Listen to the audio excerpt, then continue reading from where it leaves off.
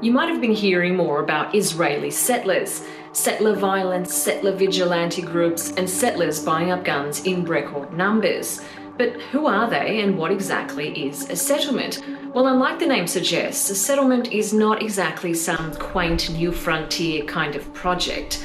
It's basically a housing development that is illegal under international law and built on land that is internationally recognised as Palestinian. That is, land that Israel captured in the 1967 war and is supposed to have returned in order for Palestinians to create their own independent state.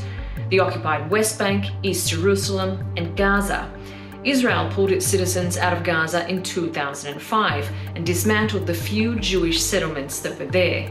But instead of leaving the West Bank and East Jerusalem, successive Israeli governments encouraged Jewish people from abroad, and also Israeli citizens living in other parts of the country, to migrate to these Palestinian areas and construct communities. The state offers a slew of official and unofficial benefits to settlers, like housing subsidies and tax breaks. It didn't matter that Palestinians lived or still live in those areas. For decades, the Israeli state has sanctioned the eviction of Palestinian families and the destruction of Palestinian homes and farms. There are hundreds of these settlements across the occupied territories, mostly in the West Bank. So who are the settlers? There are an estimated 650,000 Jewish settlers living in the occupied West Bank and East Jerusalem. Some 95% of them live in the West Bank. Israel's Bureau of Statistics says on average 3.2% of all new immigrants move to settlements.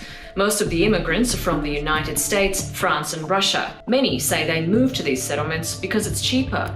Then there are those who become settlers for ideological reasons, to deprive Palestinians of land and expand the Jewish homeland. Even US President Joe Biden calls them extremists. There are far-right settlers in Israel's government, and as the government has become more extreme, so too have the settlers, frequently attacking Palestinian people and property. A UN report says more than 1,100 Palestinians have fled their homes in the West Bank since the start of 2022. Settlers and settlements are a key part of Israel's occupation and a major obstacle to a future Palestinian state.